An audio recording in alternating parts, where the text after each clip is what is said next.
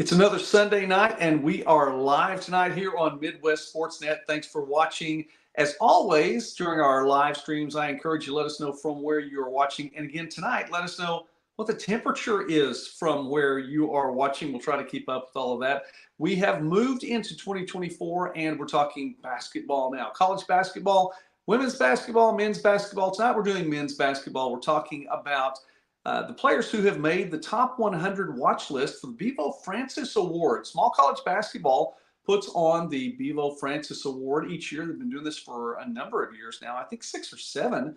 And this year, as always, the top 100 has been announced. We're going to get into that. We're talking about the NAIA players tonight, specifically on the top 100. Now, if you look around me, obviously it's a little bit of a different background here, as we've had some challenges where we are. We're staying in a different place. Pipes have frozen, and just trying to take care of business where we are at Studio B. We're not in Studio B tonight, so we're moving on along. But we did want to talk some college basketball with you, so I thank you for being a part of the broadcast tonight. Again, let us know. We'll try to have some conversation with you. And also, if one of your favorite players in the NAIA did make this list, tell us about that. If one of your favorite players from the NAIA did not make this list, let us know, and let us know who that player is and why he should have been on the list. So we'll get started right now talking from the list, and we'll go just pretty much as they were given to us. NAIA players, Division II players, Division III players, NCCAA players, you name it, all on this list. There were 29 NAIA players of the top 100 that are there. We'll start with Folly Bogan from Milligan for the Buffaloes. Buffaloes are 7-8 on the year right now. And Bogan, 25.1 points per game. He's doing it shooting at a 50.2% clip, 34.1% from outside the arc, and he has 6.8 boards, 3.6 assists per game as well. So he has a lot going on. Union, however, got the best of Milligan this weekend. So Bogan and his team under 500 right now. It's where they are. It's what they're looking at. So we move on along. One of the top players in the country, I think, is this young man, Kevin Clark from Southwestern. That's Kevin with a C. I know it's a little bit different, but I do know that's right. Kevin Clark, and he is leading the country in scoring right now. 27.2 points per game. Put up 42 yesterday. Talk about that a little bit more. 47.3% shooting from the field, 37.3 from outside the arc, and he also hits 85.4% of his free throws. Number 9, the Southwestern Mound Builders, having a pretty solid season right now. Defeated Evangel 86-78 in the 100-year celebration of their historic facility. And Coach Matt O'Brien just crossed the 350-win plateau. We're going to have a chance to visit with him this week as well. So stay tuned to that right here on Midwest Sports Net. But Clark opened the KCAC with 36 points against York. His top mark of the season, 42 yesterday in the win for Southwestern. 15 of 23 from the field, 8 of 8 from the free throw line. Yeah, that included 4 of 9 from outside the arc as well. So a really strong day. Good afternoon for Southwestern. Top 10 team in the country, Kevin Clark, definitely on this list. Miles Corey from William Jessup out in California, 16.4 points per game. Jessup lost both games this past weekend, and so where they were 3-0 in GSAC play, 3-2 right now. 12-6 on the year, and even in that, Corey had 22 points in the most recent loss, though. However, he's climbed up the record books, and he is now the leading scorer in William Jessup history, now at 1,397 points for his career. Miles Corey from William Jessup. Wanted to have the graphics tonight, too. I like the graphics and being able to keep up with things along on there, right up there, but nothing behind me tonight, so bear with me. Again, let us know from where you're watching. We would love to hear that. And again, what the temperature is from where you're watching. Even if you're watching this on the replay, let us know in the comment section. We always appreciate that. Langston has not one but 2 players, and there are a few schools on this list that have 2 players in the Bevo Francis top 100 watch list. Langston with Toru Dean, 8.9 points per game, 4.9 rebounds per game, 4.3 assists per game as well. Langston, the number 2 team in the country, at 17-0 and 11-0 in Sooner athletic play. Well, I got another win this past weekend, 23-point win against Wayland Baptist, 86-63. Dean joined by Anthony Roy. Dean's a senior, Anthony Roy's a junior, and Roy putting up 19.6 points per game, 5.5 boards. He's shooting 43.6% from outside the arc and helping the number 2 Langston Lions to a 17-0 record. And get this, Coach Chris Wright now in his second season with the program. So right at a year and a half in, Langston under Coach Wright, 48-3. That's with that win this weekend in Sooner Athletic Conference play against Wayland Baptist. Morningside is another program with 2 players on this list. Eli Doble putting up 21.9 points per game. The senior hitting 62.7% from the field and has 6 rebounds per game, 2.4 offensive rebounds per game. The number 20 Morningside Mustangs are 13-4 overall, 8-2 in GPAC play. Joey Scoff, another senior from Morningside, on this list as well. 21 points per game. It's right up there. As Doble has 22, roughly, give or take 21.9. Scoff at 21.0. He's hitting his shots as well, 54.9% from the field, 32.9% from outside the arc. And the Mustangs with a strong win yesterday, 100-76 over Midland. Scoff with 22 points and 7 assists in the win, and Doble with 16 points and 7 assists in the win. So not only do they shoot the ball well, but they're able to distribute the ball as well. We continue along. Zach Goodline for Huntington. He's a grad student there for the Foresters, who are 13-6 on the year, 6-3 in crossroads play. Goodline, 20.2 points per game, 47.9% from the field, 37.5% from outside the arc, 87% from the free throw line, and he has 5.3 assists per game as well. As we introduce you and continue to introduce you to these NAIA players on this watch list, Goodline had 20 points and 4 assists in a Huntington win over Goshen this weekend. Again, 36-point victory there. CJ Hall from Southwestern Assemblies of God University, the junior, 23.5 points per game, and that is in the top 10 in the country. 48.5% from the field, 40.2% from outside the arc, and 5 times this season he has scored at least 30 points in a game. Southwestern Assemblies of God, SAGU, with a 94-73 victory over Southwestern Christian in the Sooner Athletic Conference yesterday, and the Lions are 13-5, 9-3 in Sooner play. How about Lourdes? Another one of those programs with 2 players in this top 100 list in the NAIA. Jackie Harris and Joey Hollifield. Harris, 20 points per game, 8.3 boards per game, 46% from the field. The number 10 Lourdes Grey Wolves are 15-1 and 11-1 in Wolverine Hoosier play. Hollifield, 16.5 points a game, 6.4 points per game. And these 2 players helped Lourdes to a big-time victory over Dearborn, 98-79 over Dearborn yesterday. Harris with 20 points, 11 boards, another double-double for him. And Hollifield with 15 points and 4 rebounds in the win for Lourdes. Jacoby Hendricks for Indiana Southeast. IU Southeast, the Grenadiers are 8-9 overall, 4-5 in River State's play. But Hendricks is doing his part. 24.1 points per game. That is 7th in the NAIA in scoring.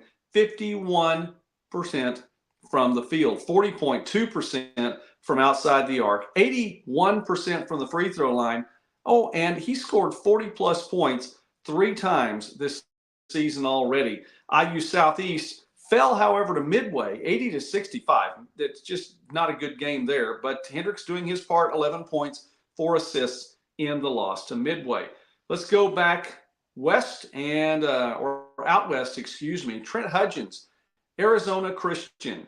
And Hudgens, 13.9 points a game, hitting 53.4% from the field. The Firestorm, however, fell to in-state rival Ottawa, Arizona, just down the road, 84-81 in that Golden State competition.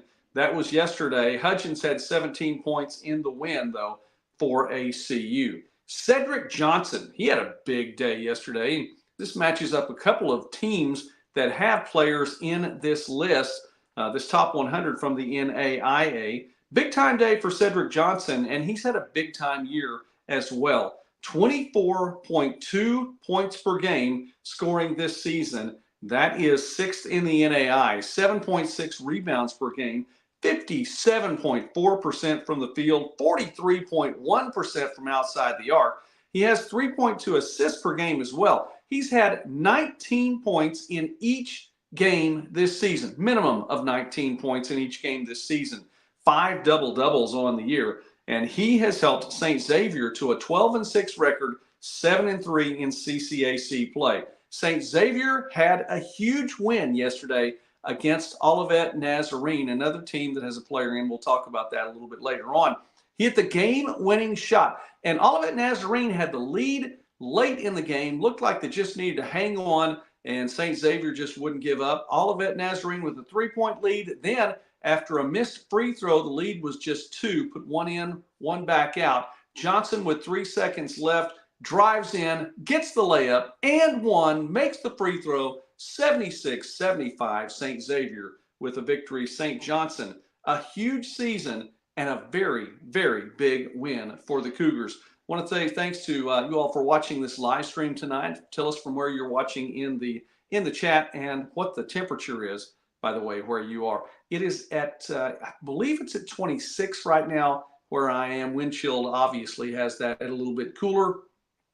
I'm inside. Happy to be inside. Different location tonight if you're used to watching us, but we're enjoying getting to have a conversation with you. How about another team with 2 players on this list? Oklahoma Wesleyan, the number 4 team in the country right now in the NAIA. Jaden Litsky, a junior, putting up 16.1 points per game, hitting 72.3% from the field, 7 rebounds as well. He's had 4 double-doubles this season. The Eagles are 17-1 on the year, 11-1 in KCAC play, getting the victory over Kansas Wesleyan on Saturday, 82-66. And Litsky had 23 points, 16 boards, his best double-double of the season. He was joined by DJ Talton. Talton's a junior for Oklahoma Wesleyan. Litsky is as well. Talton had 13 points in the victory. He's averaging 15.1 points per game, 4.6 boards, 5.1 assists per game, and 4.1 steals. It's a constant stat line for DJ Talton for Oklahoma Wesleyan. He's been able to get things done. And Litsky and Talton are a big reason why the Eagles are in at number 4 in the country in the NAIA. Caleb Lowry for the Masters, the Mustangs junior, having a big year, 16.1 points per game, 8.1 rebounds per game. The Mustangs are 14-5 overall, 3-2 in Golden State play, getting a 70-62 victory over Hope International yesterday. Lowry, not a big part of this win, 7 points and 3 assists, although he's having a great season. Drew Lutz for Bethel. The Pilots are continuing to do well, 16-3 overall, 7-2 in that tough Crossroads League. And Lutz scored his 2,000th point in the win on Saturday. He scored in double figures in 51 straight games for the Pilots since he came in, became a part of the Bethel team last season. He has scored double figures, 51 consecutive games, all 19 games this season. He's averaging 26.05 points per game.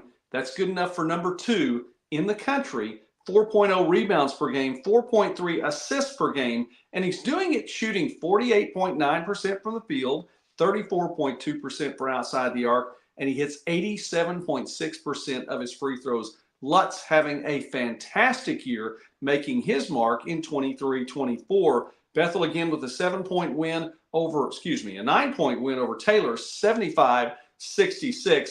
Lutz had 16 points and 2 rebounds. Another game in which he scored double figures, no doubt about that. All right, we move on, and we're going to go and stay with the Crossroads League. We'll go with Elijah Malone for Grace. The Lancers are number 1 in the country. Elijah Malone doing his part. The 6'10" senior, averaging 17.6 points per game, 8.4 rebounds, 64.9% from the field, 42.9% from outside the arc. That's right. The 6'10" senior can shoot outside the arc 43 blocks. That's 5th in the NAIA. And he's had 5 double-doubles on the year. The number 1 Lancers are 18-0. They're 11-0 in crossroads play. And they are 48-4 under Coach Scott Moore in the last 2 seasons. It's his 5th season as the head coach for Grace. Grace with a big victory, 98-79 over Mount Vernon on Saturday. Mobile, led by Ezra McKenna, 19.2 points per game, 12.3 rebounds per game. That's right. Those are some big-time numbers there. I knew we'd get into some more of these double-doubles as we moved on along. 2.7 assists per game, and McKenna is hitting 57.6% from the field. The number 11 Rams are 15-4 overall, 8-3 in Southern States play. Mobile with a 22-point victory, 70-48 over Point on Saturday, and it was another double-double for McKenna. Again, 15 of those this season, and that includes the one on Saturday in which he had 18 points and 10 rebounds. Let's talk about a double-double machine right now. How about Vincent Miskevich from Kaiser, the transfer, the grad student, playing his final season down in South Florida, 16.2 points per game, 16.1 rebounds per game. Let me say that again. 16.2 points per game, 16.1 rebounds per game, 2.7 assists per game as well. He's hitting 57.9% from the field. The Seahawks are 12-5 overall, 3-2 in Sun Conference play. Got a victory, a 10-point win over Warner, 79-69 on Saturday, in which Miskevich had, you guessed it, a double-double. 20 points, 19 rebounds in the win. Miskevich has had 17 double-doubles on the season, a couple games in which he didn't record any stats.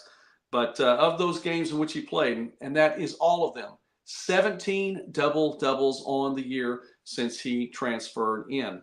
Latavius Mitchell for Florida Memorial, another Sun Conference player here. The junior, 12.8 points per game, 10.0 rebounds per game. That's right, he's averaging a double-double as well. 54.2% from the field. Now, the one number, and this one seemed to be an oddity to me, so you may check this one out. But he's one of those players you may want to send him to the free throw line if you have the opportunity, hitting only 33% from the free throw line this year, 33.9. We'll round it up and say it's 34%. But a solid season for Mitchell. Had 10 points and 7 rebounds in a loss for Florida Memorial. They fell to Weber International on Saturday. 15-3, though, still on the season for the Lions. College of Idaho, the defending national champions, have a sophomore at the helm, and Coach Blaine says he might just be the best point guard in the country. Samaje Morgan, the sophomore, 13.9 points per game, 4.0 assists per game for the Coyotes. And College of Idaho, a big-time victory over Evergreen, 107-40 on Saturday. That's right, a 67-point win. Then it also includes the fact that that's the 3rd consecutive game in which the Yotes have scored at least 100 points. 3rd time in a row. That's the first time in school history that has happened. Morgan with 17 points and 8 assists in the win on Saturday. Samaje Morgan for the College of Idaho Yotes. We'll stay in the West. We'll go out from the Cascade. By the way, the Yotes 16-2 on the season. Number 3 in the country, 11-1 in Cascade play. Let's move over to the Frontier where Cale Robinson has Rocky Mountain moving on. He's a junior who's averaging 17.8 points per game, 9.1 rebounds per game, 47.2% from the field, has 3.3 assists as well. The Battling Bears are 10-8 on the year and 1-4 in Frontier play. So it's a tough part of the season right now, trying to get things turned around. However, Robinson with 25 points and 10 boards in an overtime loss to Montana Western on Saturday. Robinson doing his part, trying to get it done. Rocky Mountain trying to get back into the swing of things in Frontier play. We'll see how that fares for them, making it to Kansas City a little bit later on. Tyler Schmidt from Olivet Nazarene, the senior, 23.2 points per game, 5.2 boards, 6.0 assists per game, 51 per 3. That's how he's shooting from the 51.3% from the field, 33.3% from outside the arc, 86.5% from the free throw line. Schmidt having a great season. The Tigers are number 22 in the country, 13-4, 7-2 in CCAC play. However, they did fall on Saturday, and we mentioned that. It was that St. Xavier win, 76-75. But Schmidt did his part, 32 points, just not quite enough for the victory. Point Park, another one of those programs, as we're starting to wind down our list here with 2 players on the top 100 watch list, Jalen Stamps and Joe Valerie. Stamps, 20.1 points per game. Valerie, 20.8 points per game. Stamps, 4.9 rebounds per game. Valerie, averaging the double-double, 10.2 rebounds per game. Valerie hitting 50.0, right at 50% from the field on the season, 38% from outside the arc. Stamps, 43.5% from the field, 39.9% from outside the arc. The number 21 Point Park Pioneers are 17-1 on the year. Watch out for Point Park, 6-1 in River State's play. They held on to get a big victory over Indiana East, 86-83 on Saturday. Valerie had 16 points and 7 boards, and Stamps tied a career high with 32 points in the win. Alex Van Kalsbeek for Northwestern, the sophomore, is the final NAIA player on the top 100 watch list. He's averaging 20.8 points per game, 6.8 rebounds per game, and he's shooting 59.2% from the field. He had 52 points in a win against Midland. That's the most in a single game in Northwestern history. Not only that, though, he's continued to roll. After that Midland win, the number 13 Northwestern Red Raiders got a huge overtime win at Doane on Saturday. Northwestern 15-4 on the year, 8-3 in GPAC play. By the way, we had a chance to visit with Tony Hoops, who is the vice president for athletics for Northwestern, this past week. Check that out. You'd love to get to hear from him and all that he had to say about what he's doing and what everyone is doing in Orange City right now. Well, the men's basketball team is doing its part to continue the success as well. The big 93-89 overtime victory, and Van Kalsbeek, a huge three-pointer to send it into overtime. By the way, the video of that is online. If you haven't had a chance to see this inbound play, length of the court to one player, the pass over, Van Kalsbeek catches it in stride, puts up the three. Not only a well-designed play, but the way I hear it, this is a play they practiced a time or two as well. So he gets the three. They go to overtime, 23 points, 11 rebounds. 21 of Van Kalsbeek's points came after halftime, and the Red Raiders with a 4-point victory over the Tigers at Doane. That was on Saturday. So that's kind of a rundown, maybe a chance to introduce you to some of these NAIA players that are on the Bevo Francis watch list right now. We'll talk about some more of the players as we go on along, and we have some, I think, pretty good interviews lined up this week as well. You're going to have a great time. Tune in and watch what we have going on at the summit, or on the summit here on Midwest Sportsnet's YouTube channel. And I also would say this, if you haven't had a chance to subscribe to the channel, well, please do. But just continue to enjoy the videos here. Please give them a like if you can, and this video in particular, we would appreciate that. It is a privilege to get to talk small college sports with you. We try to do it on Sunday nights, try to do it on Thursday nights as well. Didn't know if we were going to be able to get anything in tonight, but happy to get to be here and be off-site a little bit, if you will. And also, we are going to be back on the road. Midwest Sports Saturday gets over its Christmas break hiatus, and we go back on the road a little bit later on. We're going to see what the weather says that we can do to go to a few of these places in the next and upcoming weeks. I know we have a trip to see Central softball, and we'll talk with the folks in Ada a little bit later on, but we have some big things planned, not only for the spring, but also next fall. I am excited about next fall when we go back out on the road, and some of the places that we're going to stop during the 2024 football season. It's just going to be a lot of fun, and I encourage you to be a part of that. So enjoy the videos right here. Let us know in the comments what you think about the NAIA players that are on the list.